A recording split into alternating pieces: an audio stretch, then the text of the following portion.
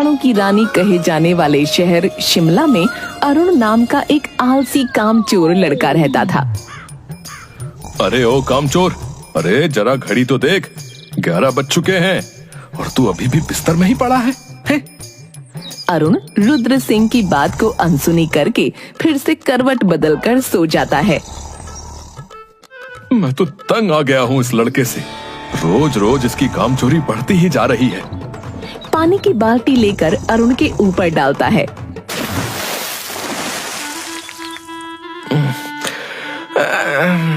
क्या बापू सोने भी नहीं देते?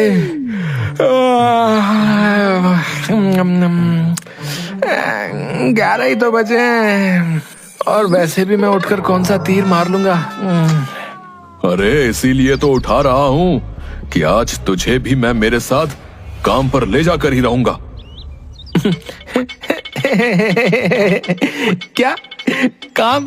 और मैं? आपका दिमाग तो ठिकाने पर है। और वैसे भी बाप के होते हुए बेटा काम करे शोभा देता है क्या? अरे मेरी फूटी किस्मत, अरे तेरे जैसा बेटा मिलने से तो अच्छा था कि मुझे कोई औलाद ही ना होती।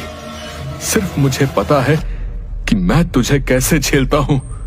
अरे तो आपको कहा ही किसने है मुझे झेलने के लिए? बताओ। देखना, जिस दिन मैं नहीं रहा ना, देखना उस दिन तुम बहुत पछताओगे। अरे क्या पछताऊंगा हैं? दिन भर ताने ही मारते रहते हो। किसी दिन आपसे परेशान होकर मैं खुद ही घर छोड़कर चला जाऊंगा, समझे? फिर आपको मेरी अहमियत समझ में आएगी, समझे? अच्छा, घर छोड़कर जाएगा है? फिर उसका हाथ पकड़कर घर से बाहर निकाल देता है। अरे अरे अरे अरे क्या कर रहे हो? हैं? बुढ़ापे में सठिया गए हो क्या? हैं? तुझे घर छोड़कर जाना था ना, अब जा। और खबरदार, अगर मेरे घर में तूने एक कदम भी रखा तो तेरी टांगें तोड़ दूंगा मैं। ठीक है, तो मैं भी अब कभी भी आपके घर पर कदम नहीं रखूंगा। मुझे भी कोई जरूरत नहीं है तेरे जैसे निकम्मे बेटे की। जा, निकल जा मेरे घर से, और कभी मुझे अपनी शक्ल भी मत दिखाना, समझा? फिर अरुण गुस्से में वहाँ से चला जाता है। अब मैं कभी भी उस खूसट बुढ़े के घर पर नहीं जाऊंगा, चाहे जमीन आसमान एक ही क्यों ना हो जाए। अब मैं इतनी दूर चला जाऊंगा कि वो बुढ़ा चाहे तो भी मुझे नहीं ढूंढ पाएगा। पर उन्हें मेरे होने ना होने से क्या फर्क पड़ता है? उन्हें तो अपने काम से ही मतलब है। और वैसे भी मैं अब तंग आ चुका था उनकी रोज रोज की चिक-चिक से। अच्छा ही हुआ उन्होंने मुझे घर से बाहर निकाल दिया, नहीं तो किसी दिन मैं ही भाग जाता। अरुण चलते चलते गांव से कुछ दूर जो पहाड़ी थी वहां पर पहुंच जाता है और एक पेड़ के नीचे जाकर बैठ जाता है। आहा, क्या नजारा है। अब मैं बस यहाँ आराम कर सकता हूँ और मुझे कोई भी परेशान नहीं कर सकता। फिर अरुण उस पेड़ के नीचे सो जाता है। थोड़ी देर सोने के बाद उसे भूख लगती है और तभी पहाड़ी पर उसे कुछ लोगों की आवाज सुनाई पड़ती है। ओ तेरी, ये लोग यहाँ मेरी नींद खराब करने क्यों आए हैं? और इतने सारे लोग? अरे भाई, अरे ओ भाई, तुम यहाँ क्या कर रहे हो? अरे भाई, मैंने इस जगह का बड़ा नाम सुन रखा था। यहाँ पर हर रोज बहुत से लोग आते हैं, तो मैंने सोचा कि क्यों ना आज हम भी घूमने चले। क्या यहाँ पर इतने सारे लोग हर रोज आते हैं और मुझे कानो कान खबर नहीं? खैर मुझे क्या, अभी तो मुझे बहुत तेज भूख लग रही है। फिर वो इधर उधर खाने की तलाश में जाता है। अरे भैया, एक गर्मा गर्म समोसा और आधा किलो जलेबी बांध दो। हाँ, ये लो भैया, आपके 100 रुपए हुए। अरे पर पैसे तो मेरे पास नहीं है। अच्छा, पैसा नहीं है, हैं? ये दुकान क्या तेरे अब्बा की है, जो तू मुफ्त में खाने आ गया बे? अरे भैया, मेरे तो अब्बा भी मुझे मुफ्त में खाना नहीं देते। अरुण वहाँ से चला जाता है और फिर थोड़ी दूर जाकर उसे एक घर दिखाई देता है।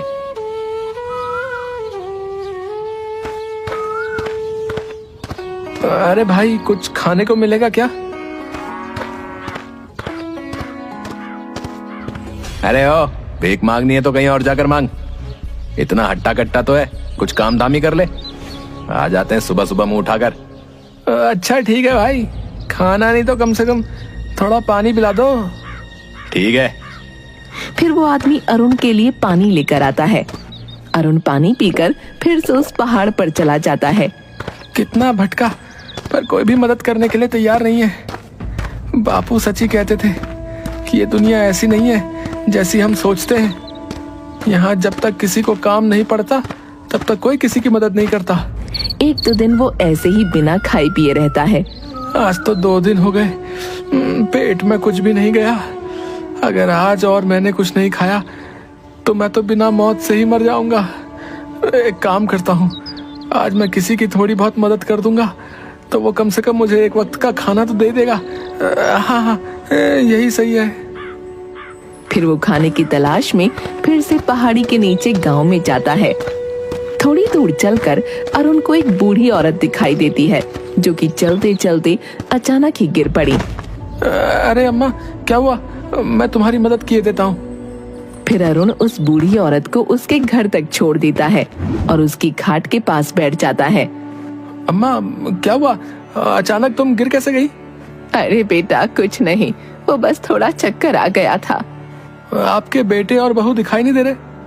वो कहीं काम से गए हैं। अच्छा, उनके आने तक मैं यहीं रुक जाता हूँ। अरुण को भूख के आगे कुछ नहीं दिखाई दे रहा था। अच्छा अम्मा, कुछ खाने को मिलेगा?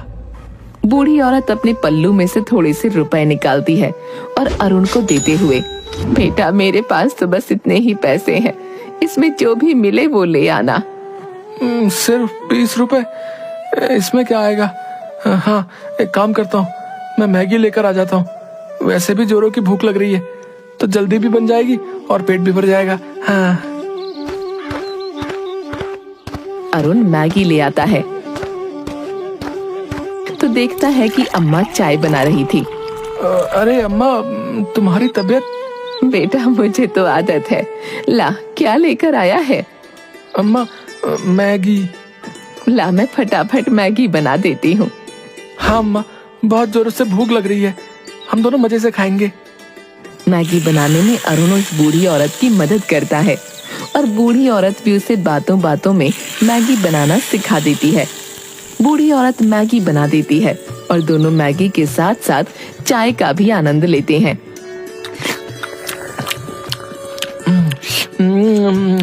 अरे वाह अम्मा, क्या मैगी बनाई है। ऐसी मैगी तो मैंने आज तक नहीं खाई। फिर दोनों मजे से चाय और मैगी खाते हैं।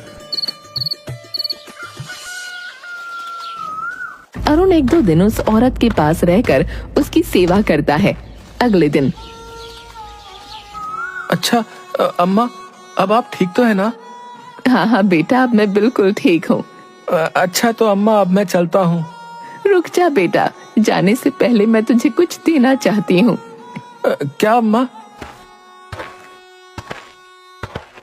औरत उसके संदूक में से एक डिब्बा निकालती है। ये ले बेटा, इसमें एक खास तरह का जादू मसाला है। इसे बस चुटकी भर किसी भी व्यंजन में डालेंगे तो उसका स्वाद 4 गुना बढ़ जाएगा। अच्छा ठीक है अम्मा, अपना ध्यान रखना, अब मैं चलता हूँ। अरुण फिर से उस पहाड़ी पर चला जाता है।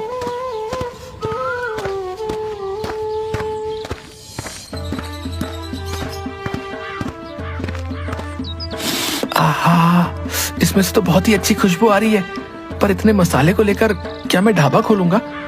हाँ, ये तो बहुत ही अच्छा आइडिया है, पर ढाबा किस चीज का खोलूं? वैसे भी मुझे तो कुछ बनाना ही नहीं आता। अरे हाँ, अम्मा ने मुझे मैगी बनानी सिखाई तो थी, और वैसे भी उसमें ज्यादा मेहनत भी नहीं होती, और यहाँ आसपास कोई मैगी की दुकान भी नहीं है। हाँ हाँ।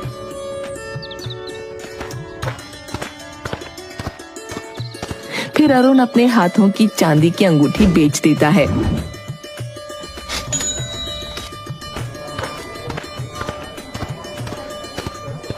और आसपास से कुछ लकड़ियां और टेंट का जुगाड़ करके पहाड़ पर एक चाय और मैगी की दुकान खोल लेता है।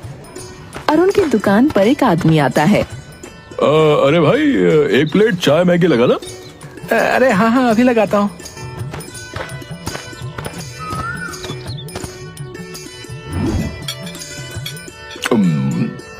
अरे वाह भाई, कुछ भी कहो, पर ऐसी जगह पर चाय और मैगी खाने का तो मजा ही अलग है। हाँ। एक दो दिन तो उसकी दुकान अच्छे से चलती है, पर तीसरे दिन अचानक बहुत तेज हवा चलने लगती है और उसका टेंट उड़ जाता है। अरे अरे अरे मेरा टेंट। फिर अगले दिन वो ऐसे ही खुले आसमान में अपनी दुकान डाल लेता है। अब हवा आए तो आने दो, मुझे कोई फिक्र नहीं, ना टेंट उखड़ने की समस्या और ना ही कुछ। अचानक से घने बादल छा जाते हैं और बारिश शुरू हो जाती है। अरे थोड़ी देर पहले तक तो मौसम पूरा साफ था, अचानक बारिश मेरा पूरा खाना खराब कर दिया। हे प्रभु, ये कौन सी परीक्षा ले रहा है तू? कहाँ मैं ऐसो आराम से अपनी जिंदगी जीता था और अब एक एक पैसे के लिए तरसना पड़ रहा है। फिर वो अपना बचा खुचा सामान लेकर पास ही के घर में मदद मांगने पहुंच जाता है।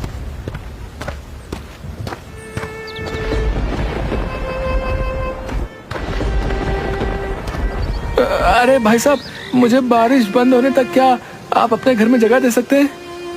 अरे हाँ भाई, क्यों नहीं। अरुण उस आदमी के घर में आ जाता है। अरे भाई, यहाँ एक अम्मा रहती थी, नजर नहीं आ रही, तुम उनके बेटे हो ना? हाँ हाँ भाई, पर तुम उन्हें कैसे पहचानते हो? कुछ दिन पहले उनकी तबीयत खराब हो गई थी, तो मैं एक दो दिन उन्हीं के पास रहा था। अच्छा, तो वो तुम ही थे जिसने मेरी माँ का इतना ध्यान रखा था। गांव वालों ने मुझे बताया तो था। हाँ, कहाँ है अम्मा? मुझे उन्हें कुछ बताना है, और उनकी तबीयत तो ठीक है ना? अम्मा, ओ अम्मा। अब तुम चाहकर भी उन्हें कुछ नहीं बता सकते। कुछ दिन पहले ही उनका देहांत हो गया। क्या देहांत हो गया? मैं किसी काम से बाहर गया था और जब वापस आया तो अगले दिन ही अम्मा की तबीयत बहुत ज्यादा खराब हो गई और आसपास के लोगों ने मुझे तुम्हारे बारे में बताया था। मैंने तो सोचा ही नहीं था कि मैं तुमसे मिल भी पाऊंगा या नहीं। पर तुम यहाँ पहाड़ी पर क्यों रहते हो और कहां से आए हो? अरे वाह, आइडिया तो तुम्हारा बहुत अच्छा है। वैसे भी यहाँ पर बहुत से लोग आते जाते रहते हैं और आसपास कोई मैगी की दुकान भी नहीं है, तो दुकान तो तुम्हारी बढ़िया चलेगी। तभी उस आदमी की छोटी सी बेटी वहाँ आ जाती है। पापा पापा, मुझे भी मैगी खानी है। अरे बेटा, अब इतनी बारिश में मैं तुम्हारे लिए मैगी कहाँ से लेकर आऊं? अरे भाई साहब, मेरे पास जो है थोड़ी सी मैगी बची है, आप इस बच्ची को वो खिला दीजिए। पापा, आप भी खाकर देखिए। फिर वो लड़की अपने पापा को भी मैगी खिलाती है। अरे वाह, ऐसी मैगी तो मैंने आज तक कभी नहीं खाई। अरे भाई, अब तो तुम्हारे यहाँ मेरे रोज ही आना जाना होगा। नहीं नहीं भाई, अब मैं कुछ नहीं करने वाला, बस बहुत हुआ। मैं कितनी भी कोशिश करता हूँ, पर इस पहाड़ पर दुकान टिकती ही नहीं।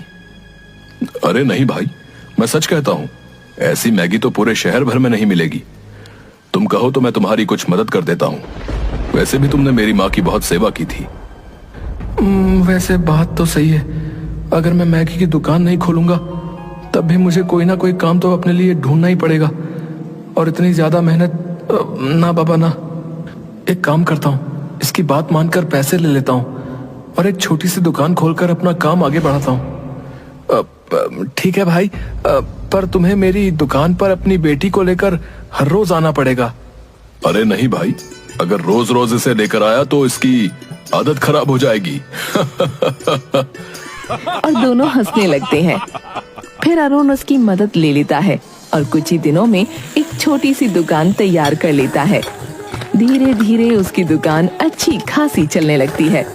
पहाड़ी पर आने वाले लोग उसके हाथों की चाय और मैगी खाए बिना नहीं जाते। एक दिन अरुण की दुकान पर कुछ आदमी आते हैं। अरे भाई, एक मैगी और चाय लगाना। मैं बहुत दूर से तुम्हारी दुकान की तारीफ सुनकर आया हूँ।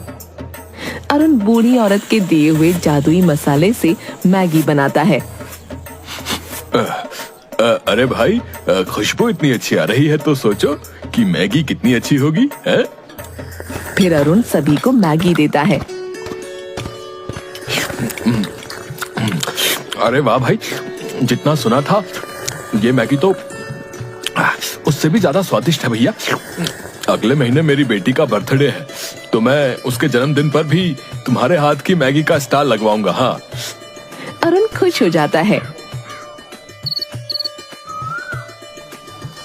कुछ दिनों बाद अम्मा का बेटा भी अरुण की दुकान पर आता है।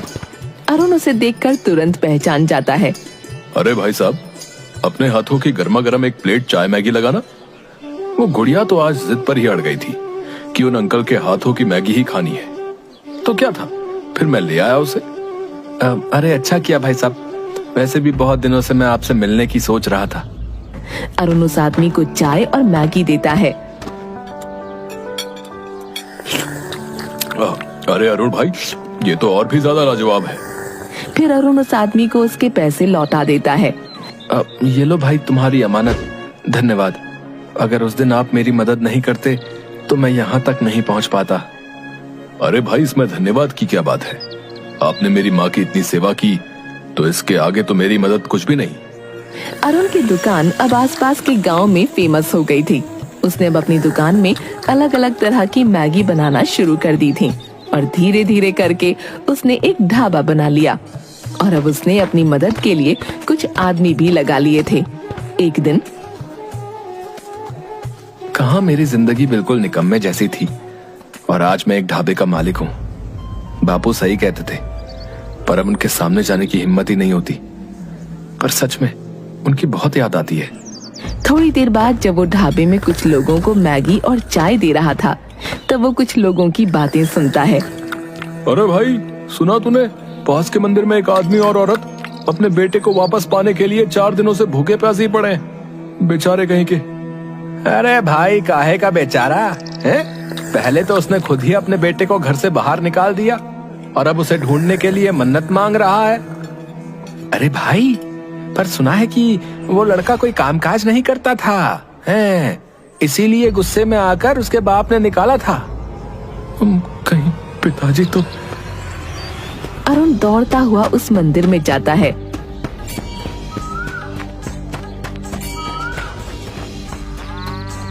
मंदिर में पहुंचकर एक आदमी औरत को देखता है जो कि भूखे प्यासे मंदिर में बैठे थे। अरुण अपने पिता के पास जाकर उन्हें गले से लगा लेता है। रुद्र सिंह और अरुण दोनों की आंखों में आंसू होते हैं। रुद्र सिंह खड़ा होकर अरुण को गले से लगा लेता है। मुझे माफ कर दे मेरे बच्चे, मैंने तुझे दर बदर की ठोकर खाने के लिए घर से बाहर निकाल दिया। नहीं बापू, अगर उस दिन आप मुझे नहीं निकालते तो मैं इतने बड़े ढाबे का मालिक ना होता। मुझे माफ कर दो बापू, मैंने आपकी बात नहीं मानी। क्या ढाबे का मालिक? हाँ हाँ बापू, मैंने पहाड़ पर एक मैगी का ढाबा खोला है और फिर रुद्र सिंह को सारी बातें बताता है। मैंने तुझे कहां कहां नहीं ढूंढा। चल अब घर चल। अरे बापू, पर आप पहले मेरे ढाबे पर तो चलिए। फिर अरुण अपने माँ और बाबा को ढाबे पर लेकर जाता है।